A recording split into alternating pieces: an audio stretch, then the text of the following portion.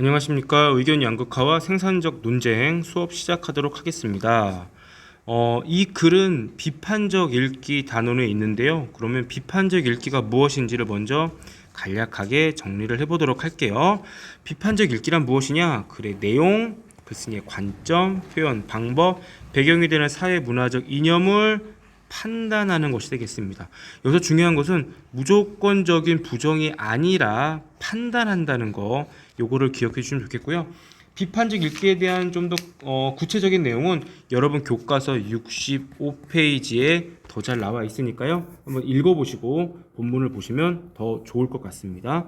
자, 그럼 본격적으로 의견 양극화와 생산적 논쟁 본문 시작하도록 하겠습니다. 그 전에 선생님 생각에 이 글을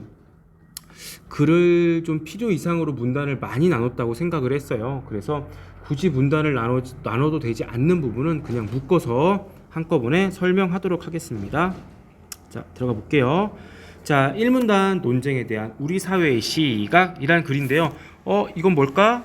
요거는 우리가 흔히 소제목이라고 하죠. 이 글은 소제목이 있어요. 소제목은요, 독자로 하여금 이 글에서 핵심적으로 말하고자 하는 바는 무엇인가, 그리고 이 뒤에 어떤 내용이 나올 것인가를 예측할 수 있게 해줍니다. 고로 소제목이 있다는 것은 독자들 입장에서는 좀 더 쉽게 글을 읽을 수 있다는 얘기가 되겠죠.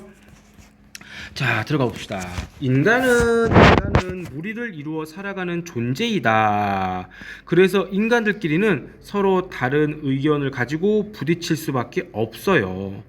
따라서라는 표준은 우리가 일반적으로 인과관계를 나타내는 거죠. 즉, 이 따라서 앞에는 원인이 되고요. 따라서 뒤에는 일반적으로 결과가 됩니다.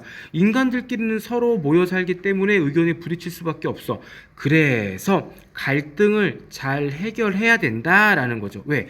갈등을 잘 해결해야지만 사회가 긍정적인 방향으로 나아갈 수 있고 발전할 수 있다는 거죠.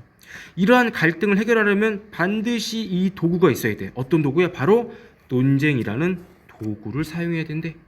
서로 생각이 다른 건 있을 수 있어.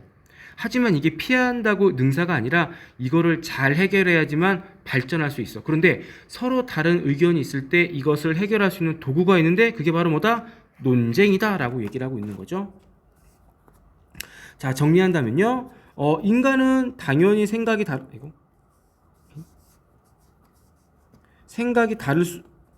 왜 이럴까? 생각이 다를 수밖에 없고요. 그런데 피하는 것만이 능사가 아니야. 논쟁이라는 아주 강력한 도구로 갈등을 해결해야지만 우리가 발전을 할 수 있어. 이 글을 쓰기 위해서 어떤 전략을 썼을까? 바로 인과라는 내용 전개 방식을 사용했죠. 넘어갈게요. 자, 1문단은 그래서 중심 내용은 이거고요. 전략은 이거다. 중심 내용은 갈등의 합리적 해결 수단, 도구로서의 뭐다? 논쟁이다 라고 볼 수 있겠네요. 자, 2문단과 3문단은 묶었어요. 굳이 나눌 필요가 없을 것 같아.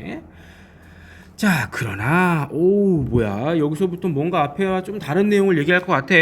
한국인들은 논쟁을 좋아하지 않는데 논쟁이 있어야지만 발전할 수 있다고 그랬는데 한국인들은 논쟁을 좋아하지 않는데 왜? 갈등을 조장한다고 생각한대.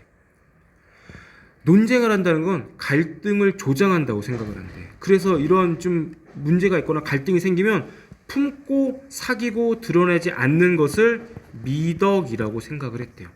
이건 좀 좋지 않다. 그런데 우리와 달리 앞에 있는 한국인들과 뭔가 대조가 나올 것 같아. 누구?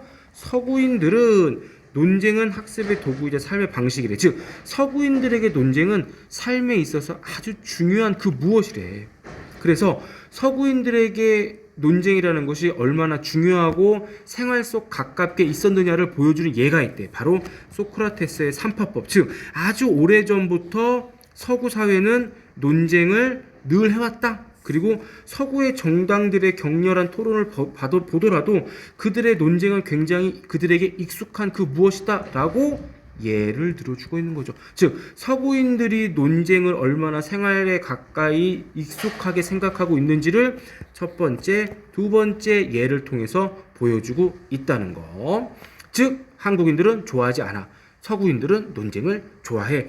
이거와 이거를 보면 알 수 있어 라고 우리가 생각하면 되겠네요. 자, 정리해 볼까요? 자, 한국인들은 갈등을 조장한다고 생각해서 에이 이러지 말자 좀. 갈등을 조장한다고 생각해서 한국인들은 조장한 생각해. 그래서 좋아하지 않아. 그에 비해 대조적으로 서구인들은 좋아해. 이렇게 보면 우리가 정리하면 되겠죠? 자, 이 3문을 정리하면 논쟁에 대한 한국인과 서구인의 대조적. 한국인 싫어, 서구인 좋아 이거겠죠? 자, 이거는 우리가 쓰는 여러 가지 표현 중에 우리 사회에서 그런 논쟁을 꺼리는 어떠한 뉘앙스가 들어간 말들을 한번 생각해 봤어요. 자, 우리가 정말 왜 이러실까나.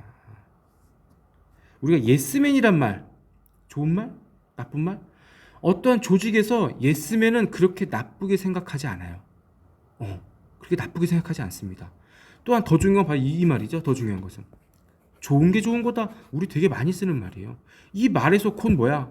논쟁을 피하고 갈등을 회피하려는 그런 생각들이 좀 들어가 있는 것이 아닌가. 이런 말들 속에서 우리 사회가 논쟁을 별로 좋아하지 않는구나 라는 걸 우리가 알 수 있다라고 저는 생각을 했고요. 자, 다음으로 넘어갈게요.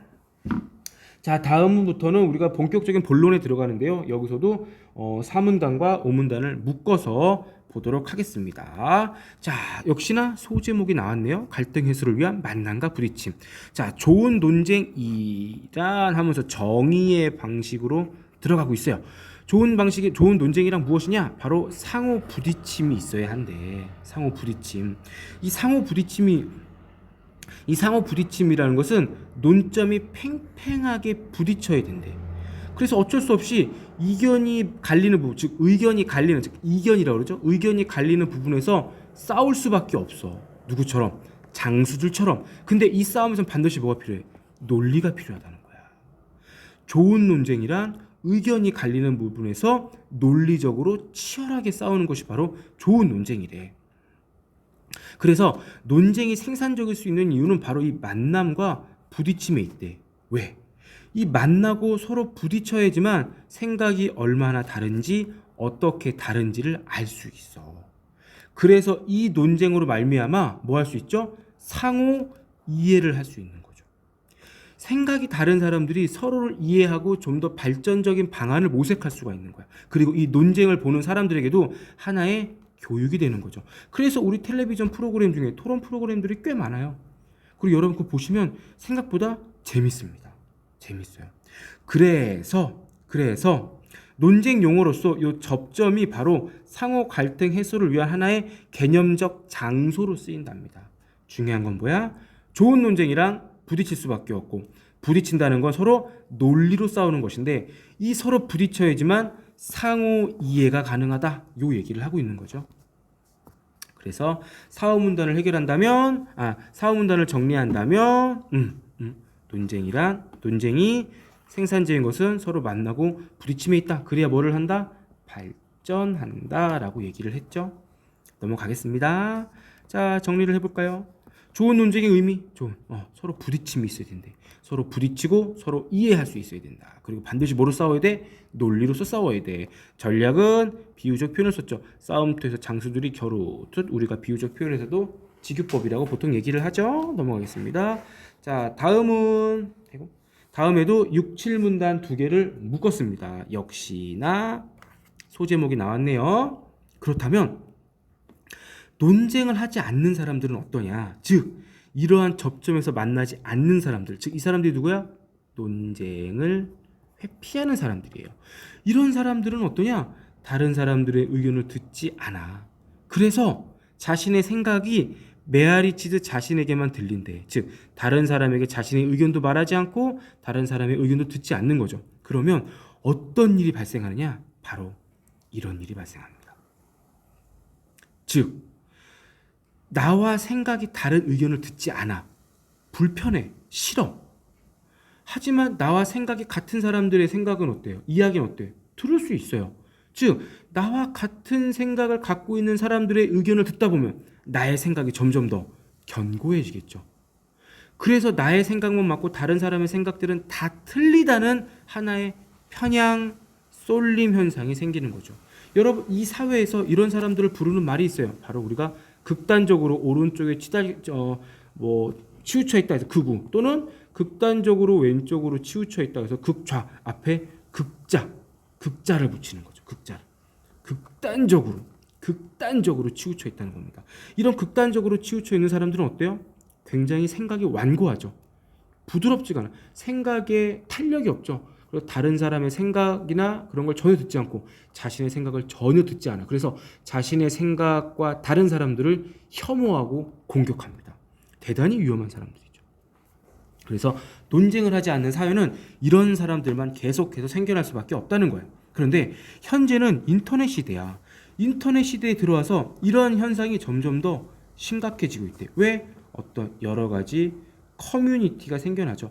옛날에는 내가 어떤 생각을 갖고 있으면 그냥 나 혼자 생각하고 말았어. 근데 지금은 커뮤니티를 통해서 자신과 같은 생각을 갖고 있는 사람들과 이야기를 나누죠. 그러면서 나와 생각이 같은데 나의 의견을 뒷받침해 줄 수 있는 새로운 근거들이 자꾸만 내 귀에 들리기 시작하는 거야.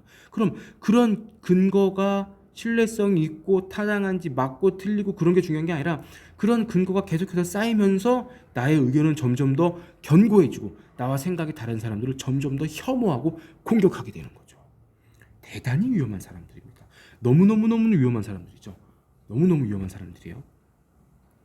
그러면서 역시나 극단적으로 나뉘면서 굉장히 서로 물어뜯고 싸우고 이런 현상이 발생하는 거죠. 여러분 생각하는 현대사회는 어떻습니까? 저는 이것이 굉장히 심하다고 생각해요. 굉장히 심하다고 생각합니다. 여러분 많이 쓰시는 포털 네이버 같은 데 들어가서 댓글 한번 보세요. 굉장히 공격적이에요. 어떠한 정치적인 생각이 자신과 다른 사람, 내가 어떠한 비판의 대상이 되는 사람에게 굉장히 공격적입니다. 내 생각이 쏠려 있지 않다면 그렇게 공격적으로 잘 얘기 안 하거든요. 대단히 공격적이에요. 특히나 지역을 비하하거나 그런 거 보면 아주 정말 살벌하죠. 차마 제가 제 입으로 얘기하기가 힘듭니다. 넘어가도록 할게요. 이런 얘기는 좀 오프라인 수업에서 좀 얘기를 더 하면 좋을 것 같습니다. 넘어갈게요. 자, 6, 7문단을 정리를 한다면 논쟁을 하지 않는 사람들이 있어. 그러면 적당 어떻게 돼? 집단 현상이나 쏠림 현상이 생긴대. 근데 현재는 무슨 시대야? 인터넷 시대. 그래서 이런 것들이 더더욱 심화되고 있다. 이런 얘기를 하고 있네요. 넘어갈게요. 자, 6, 7문단을 정리하시면 논쟁 부재의 폐해. 어떤 폐해죠? 집단 쏠림 현상. 이래. 자, 그리고 비유, 메아리, 동종, 교배 이런 비유를 썼고요. 그리고 연구 결과, 연구에 따르면 이런 말 나왔죠? 그런 말이 나오면 그런 말이 나오면 신뢰도를 상승시킨다. 이렇게 우리가 바로 연결시킬 수 있을 것 같아요. 자, 그래서 저는 여러분들하고 토론을 하고 싶었어요. 무엇보다도 여러분 삶에서 현재 가장 중요한 것 중에 하나죠. 대입과 관련해서 학생부 종합전형에 대해서 말이 되게 많습니다. 그래서 이거와 함께 정시를 확대해야 된다 등등등 해서 말이 되게 많은데 이거와 관련해서 여러분하고 좀 토론을 하고 싶었는데 조금 힘들 것 같아요. 나중에 오프라인 수업에서 한번 토론을 할 수 있으면 한번 해봅시다. 넘어갈게요. 자, 그 다음 8문단으로 가겠습니다. 역시 8문단도 소제목 나왔고요. 8문단도 사실 크게 내용이 다르지 않아요.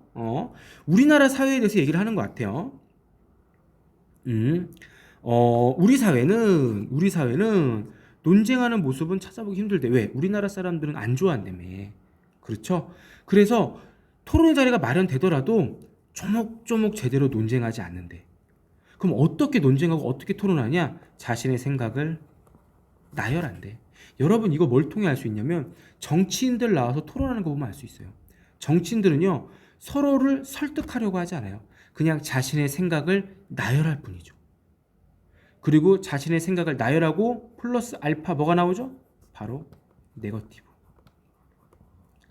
어떠한 생각을 상대를 설득하려고 하지 않고 상대방 흠집내기에만 혈안이 된 정치인들이 굉장히 많습니다. 그 보면은 아주 정치인들이 정말 수준 이하다라고 생각하는 경우가 되게 많아요. 생각이 될 경우가 되게 많아요. 그래서 그런 것들을 계속 보다 보면은 뭐가 생기냐면 이게 생기죠. 정치 혐오가 생깁니다. 정치 혐오. 정치인들의 그러한 어떠한 행태가 너무나 보기 불편해요. 이렇게 정치 혐오가 생기면 어떻게 되죠? 사람들이 정치에 무관심해집니다. 정치에 사람들이 무관심해지면 정치라는 사람들은 어떻게 돼요? 부패하죠. 정치인들이 부패하게 되면 사회는 부패할 수밖에 없고, 사회가 부패하면 당연히 민주주의는 역행할 수밖에 없는 거죠. 여러분들은 정치인들이 그런 혐오적인 행동을 하더라도 절대 정치에 관심을 거두어서는 안 되겠습니다. 아무튼 우리나라에서는, 우리 사회에서는 토론하고 논쟁할 때 자신의 생각을 나해라는 수준에만 그친대요. 서로 논리를 갖고 설득하고 제대로 싸움을 하고 이러질 않는답니다. 정리를 해보면요, 역시 우리 사회에서는 조목조목 논쟁하는 모습을 보기가 어렵대. 자기 생각을 나열하는 수준에서 그치고 만다는 거죠. 문제가 있습니다. 자, 팔문단을 정리한다면 우리 사회 우리 사회 토론의 현실, 생각을 나열하는 수준에만 그친다. 제대로 된 논쟁을 하지 않는다. 그 말을 하고 있죠. 제가 그래서 여러분들한테 좀 막장 토론, 좀 잘못된 토론의 예를 좀 보여주는 동영상이 없을까 하다가 구글에서 한번 막장 토론을 쳐봤어요. 그러니까 이게 잘못 나오더라고요. 이 두 사람의 토론을 보고 뭐가 문제인지를 한번 여러분이 생각을 해보세요. 자, 스타트. 스타트.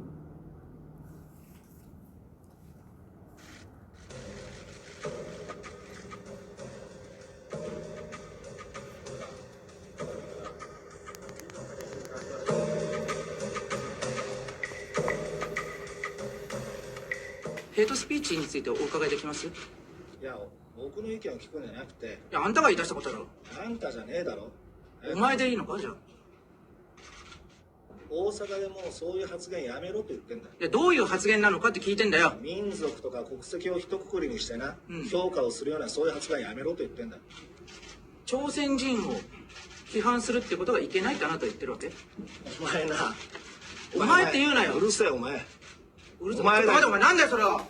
なんだよ、お前。なんだよ、お前それでも男かよ。こうやって守れないとさ、お前。座れ。お前だろうよ。お前勘違いすんなよ、お前。でその大阪市長が何の権限があってヘイトスピーチがどうのこうのって言ってね。これ7月の君の記者会見だよ。お前なんかもう勘違いしてんじゃないのか、お前。何を？お前なんか自分でお前世の中変えれる力持ってると思ってそれは勘違いしてんじゃないのか、あんただろお前。たかがね、一地方の首長ごときでふざけたこと言うなよ。じゃあお前立候補してお前当選してみろよ。政治に全く興味ないんでね。朝鮮人はな出ていけとかな、ゴミはゴミ箱、朝鮮人は半島に帰るとかそういうくだらんことはやめろと。それ言って何が悪いわけ？特別永住者の制度がおかしいんだったらここがおかしい、ここがこうしろ、これはおかしいじゃないか。常識主義否定するのやめろよ。だからそれ言論の自由を否定するのやめろよ。選挙でみっともねえからあれ知れなこの男は。言い逃げかい？はいさ。 개판이죠. 이 두 사람, 오사카 시장과 어떤 제트케 대표라는 사람이 토론을 했어요. 뭐 이게 조작이니 뭐니 그런 건 차치하고라도 이 토론 자체만 좀 놓고 봅시다. 누가 문제인가? 뭐가 문제인가요? 아까 뭐라 그랬죠? 논쟁은 뭐로 싸워야 돼요? 논리로 싸워야 된다고 그랬죠? 논리는 이성의 영역입니까? 감정의, 감정의 영역입니까? 당연히 이성의 영역이죠. 근데 두 사람 어떻죠? 지극히 감정적으로 대하고 있죠. 토론이 될 리가 없죠. 이렇게 감정적으로 화를 내거나 이런 식으로 토론에서는 절대 좋은 토론이 나올 수 없다는 거 넘어가도록 합시다. 그래서 이렇게 얘기했죠. 전혀 존중하지도 않고 감정적으로만 대하고 있다. 아주 잘못된 토론이죠. 넘어갈게요. 자, 구문단과 구문단입니다. 구문단은 앞에 내용 이어서 구문단은요. 토론 부재와 논쟁 불능 사회에 부작용이 있대. 이 부작용을 밀이라는 이 사람이 영국 사람이죠. 영국의 유명한 철학자가 이렇게 얘기를 했답니다. 토론 부재와 논쟁 불능 사회가 가져오는 부작용은 이렇답니다. 사회에서 널리 통용되는 의견이나 감정이 부리는 횡포, 그리고 그런 통설과 다른 생각과 습관을 가진 다른 의견이라는 뜻이죠. 제시자에게 사회가 법률적 제재 이외의 방법으로 윽박 지르면서 통설을 행동 지침으로 받아들이도록 강요하게 된대요. 무슨 말이지? 통설이라는 말이 나왔죠. 통설. 통설이라는 것이 좋고 나쁘고의 의미가 아니라 통설이라는 것은 대부분의 사람들이 그렇게 생각하는 거. 다수의 생각, 다수의 의견을 통설이라고 해요. 근데 이런 통설에 동조하지 않는 사람, 이 통설에 찬성하지 않는 사람들도 있을 거 아니야. 그런 사람들 우리는 뭐 소수자라고 부를 수 있겠죠. 이런 소수자를 통설, 즉 대부분의 의견을 갖고 있는 사람들이 억압하고 폭력을 가하게 된다는 거죠. 이해됩니까? 즉 소수자의 어떠한 주장, 생각, 나아가 인권이 무시된다는 거예요. 즉 다수의 의견을 모든 사회 구성원에게 강요하게 된대. 그래서 다른 생각을 갖고 있는 사람들에게는 굉장히 폭력적으로 대하게 된다는 거죠. 대단히 무섭죠. 아까도 얘기했듯이 나치가 대표적인 예입니다. 서로 논쟁하지 않고 토론하지 않으면 미리 생각했을 때는 사회의 다수의 사람들이 생각하는 의견을 그것에 동의하지 않는 사람들에게도 강력하게 폭력적으로 포압적으로 주입하게 된다는 거죠. 그렇게 되면 이 사회 소수자의 권익은 존중받지 못해요. 그리고 다수를 위한 합리적인 정책도 보장되기 어렵다는 거죠. 왜? 다수의 의견을 갖고 다수가 생각하는 것이 모두 옳다고 볼 수는 없거든요. 소수지만 더 나은 방안을 제시할 수도 있는데 그런 모든 것들이 다 깡그리 무시가 되는 거죠. 굉장히 위험한 사회가 됩니다. 그래서 미리 생각하기에는 토론하지 않고 논쟁하지 않으면 통설만 강요하는 사회가 돼버린다는 거죠. 그래서 소수자는 무시되고 더 좋은 방안도 생산할 수 없는 그런 사회가 된다고 했습니다. 자, 그래서 구문단을 정리하면요. 미래 얘기가 나왔죠. 통설의 강요, 다수의 의견만을 강요하게 된다. 그래서 소수의 권익도 존중받지 못하고 합리적인 정책도 보장되기 어렵다라고 얘기를 하고 있습니다. 참 그래요. 참 그렇습니다. 자, 그 다음 넘어갈게요. 10에서 11문, 구문단 정리해야지 참. 자, 구문단은 중심 내용은 토론 부자, 논쟁 불능사의 부작용, 어떤 부작용? 통설을 강요하게 된다. 유명한 학자의 말을 인용했대. 누구? 존 스튜어트 밀이라는 사람의 말을 이용했죠. 자, 통설의 횡포. 내가 우리 사회에서 어떤 통설의 횡포의 예가 뭐가 있을지 한번 생각을 해봤어요. 조금 위험하지만 군 문제에 대해서 제가 한번 얘기를 한번 할까 합니다. 우리가 군 문제를 얘기할 때는 이렇게 얘기하죠. 국방의 신성함. 국방은 신성한 것이야. 내가 내 국가를 내 조국을 지킨다는 것은 굉장히 신념에 찬 아주 너무나 소중한 행동이에요. 그런데 저는 이렇게 생각합니다. 군대에 가면 고생을 좀 해야지. 군대에 가면 좀 맞기도 해. 군대에 가면 기합도 좀 받아야지. 군대에 가면 불합리한 것도 좀 참아야지. 난 이런 거에 사실 동의할 수가 없어요.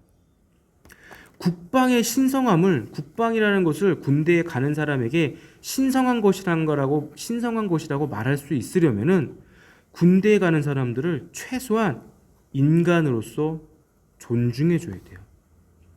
근데 현재는 잘 모르겠습니다. 대한민국 군대는 어떻습니까? 특히 사병으로 간 사람들 인간 대우 못 받는 경우 되게 많죠. 그렇죠? 폭력, 얼차려 등등등등. 너무나 비합리적이고 불합리한 것들이 많습니다. 그런 것들을 제대로 해결하지 않고 국방의 신성함이라는 미명으로 그런 모든 인권 유린을 용인한다? 그건 참 말도 안 되는 거죠. 저는 그래요. 여러분 나중에 특히 남학생들은 대부분 몇 년 있으면 군대를 가죠. 국방은 신성한 것이 맞습니다. 여러분의 그 국방의 의무를 지는 그 의무로 인해서 많은 국민들이 편안하게 생활을 할 수 있어요. 그건 여러분 자랑스러워 하셔도 됩니다. 그런데 군대라는 이유로 여러분을 인간답지 않게 대우할 때 여러분은 거기에 저항할 수 있어야 됩니다. 거기에 대해서 얘기할 수 있어야 돼요. 오케이? 아무튼 그래요. 좀 요거 문제에 대해서 또 할 말이 많은데 넘어가죠. 교복 문제도 그렇고요. 저는 교복 아무래도 굉장히 찬성하는 사람이지만 대입에서도 굉장히 통설이 많이 작용하죠. 아주 정말 심각합니다. 종교 문제, 인종 문제, 우리나라 요거에 좀 관련이 없지만 제가 대단히 재밌게 본 영화 중에 슬럼독 밀리어네어라는 영화가 있어요. 요 남자애, 얘가 주인공인데요. 얘가 인도 사람인데 종교가 이슬람이에요. 종교가 이슬람입니다. 근데 인도 사람들은 대부분 무슨 종교죠? 힌두교죠. 힌두교입니다. 힌두교. 이슬람은 소수자예요. 그래서 그 이슬람이라는 종교를 갖고 있는 그 소수자이기 때문에 힌두교를 갖고 있는 사람들한테 아주 무차별적으로 공격을 받아요. 토론과 논쟁을 하지 않는 사회는 이렇게 된다는 거죠. 이렇게 소수자가 폭력적인 대우를 받을 수밖에 없다는 거. 그래서 우리는 늘 서로 의견이 다를 때 토론하고 논쟁하는 습관을 길러야 한다. 그런 얘기를 하고 있죠. 자, 그 다음에 신문단과 11문단 함께 보도록 하겠습니다. 의견 스펙트럼의 중간층이 두꺼운 사회라고 얘기를 했어요. 자, 무릇 모든 소통이 그러하듯 논쟁의 출발점은 상대방의 입장을 들어야 된대. 그래야지만 상대에게 납득할 만한 이유를 제공할 수 있답니다. 그래서 상대방의 말을 듣고 그들의 입장을 들을 수밖에 없다는 거죠. 즉, 뭐가 필요한 거야? 대화가 필요한 거야. 논쟁을 하게 되면 필연적으로 뭘 할 수밖에 없어? 대화를 할 수밖에 없어. 대화를 할 수밖에 없는 거야. 대화를. 미국의 법학자 선스타인이라는 사람은 나는 내 의견에 동의하지 않는다 라고 말하지 않는 사람들은, 이 말은 뭐야? 이거는 논쟁을 하는 사람들이죠.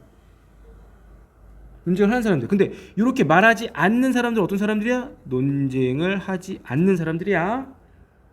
이런 사람들은 집단의 의견에 동조하거나 강화된 자기 의견 속에 안주한대. 즉 아무 생각이 없거나 자신의 생각만 더더욱 견고하게 만드는 거죠. 아까 얘기했죠? 집단 편향, 집단 쏠림, 요렇게 간다는 거죠. 그렇게 되면 자기 합리화, 상호 비방만 있게 된대.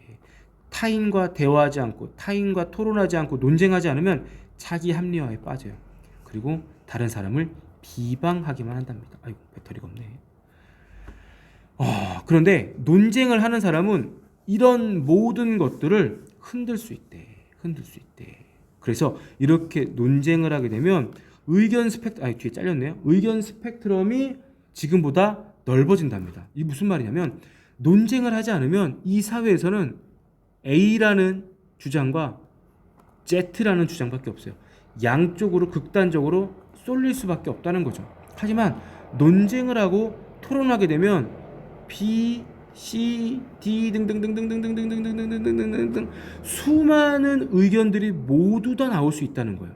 즉 토론하지 않고 논쟁하지 않는 사회는 A와 Z 두 개의 의견만 받아들여요. 즉 가운데에 있는 모든 사람들의 의견은 묵살하고 이 사람들은 혐오를 받게 돼.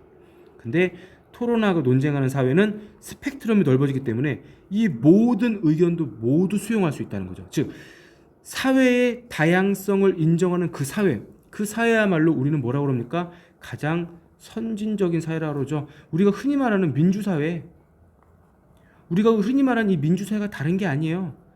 다양성을 인정하는 사회가 바로 민주사회입니다. 대단한 게 아니거든요.